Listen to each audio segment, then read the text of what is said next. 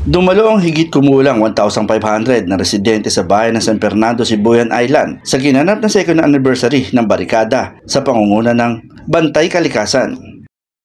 Barikada ang itinawag sa lugar kung saan naganap ang trahedya na may nagbuwis na buhay dahil sa pagpigil di umano sa truck na galing sa mina. Kasama ang mga nanindigan leader na sina Elmore Borda, Engineer Alpeo Pascual, Piber Reyes, Erwin Vicente Sori Bacas, Vivian Rios Carmona, Jairold Tornia, Nanding Martin, SB Dexy Rios, Rodney Garcia, Kagawad Datoy Royo, Marianel Rubiso, at Mayor Trina Permalo ng Odjongan, Romblon, Sibuyan Island na bilang guest. Napapara ang mina dahil po sa Indo. Kung hindi po kayo nagkaisa, kung hindi kayo gumalaw, kung hindi kayo nakipaglaban, posible na natuloy ang mina. So siguro, baka magtaka kayo, bakit ang hindi taga-Sibuyan ay nakikilahok o nakikisama po sa inyo? Kaya sa Yon Manindo, ako po ay taga-Odjongan. No? Mayor po ng Odjongan. Pero nung nagbarikada ka mo in 2023, nagkari po ako bukod bilang mayor, kundi bilang isang Romblomano. No? Isang pribadong tao, isang kaprobinsya po Indo, nga sayod ko kung gaano kaganda ang isla ng Sibuyan.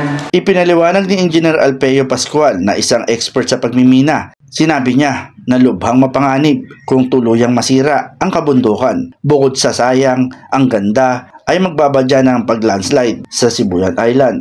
Inihanda ng NOAA. Kung titingnan natin sa legend, sa hazard level, itong mga dilaw na ito, low ang hazard level. Ang orange, high medium. Ang pula, high. Tag-awang dari ang kundiin ang pinakamapula. Ining Taclobo, kag ining Espanya, ni dari. Kundiin, adto ining duhangat tiniment. Kung tanaw ninyo ining, masabi nga sa prayer natin kanina, I look up to the hills and say, where does my help come from? Dahil ang ining mga barangay, unang-unang tatamaan ito ng landslide. Pagka umulan ng malakas. So, tinatakot ko ba kayo? Talagang nakakatakot kasi.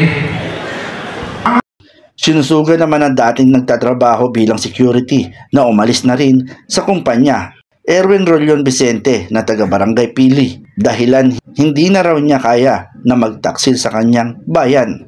Erwin Rolyon Vicente, taga-Barangay Pili lang po ako. Dito ako pinanganak, lolo ko, tatay ko, ako mismo dito ko pinanganak at dito ko lumaki.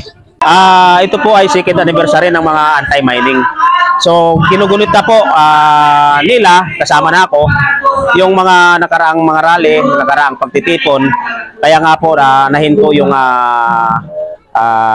mina dyan sa Espanya at sa Taclobo.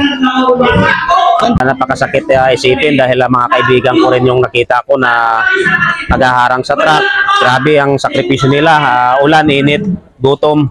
Nandun sila nakatambay lang para hindi makarga yung buhangin, yung lupa doon sa barko, hindi may pasok yung truck. So, nahihiya ako sa sarili ko at sa mga kababayan ko kasi isa ako sa mga empleyado na parang sa tingin ko sa sarili ko parang nagtatraidor ako.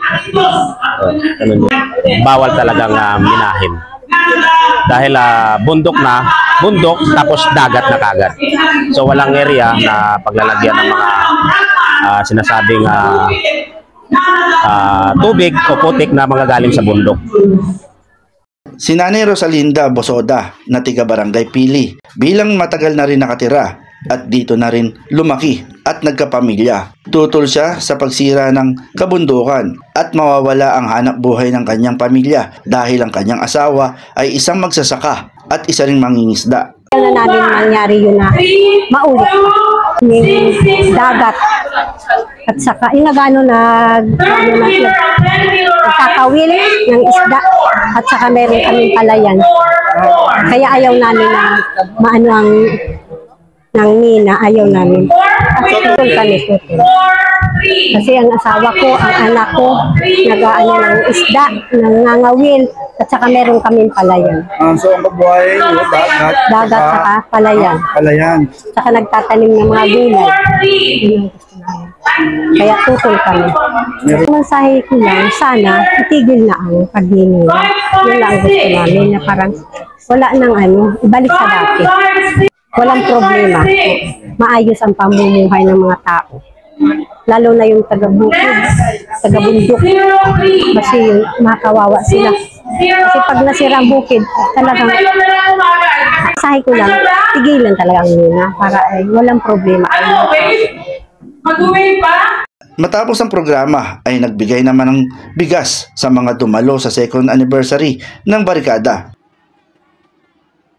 Mula sa Sibuyan Island, ako si Alfredo Patriarca, nagbabalita para sa Road News.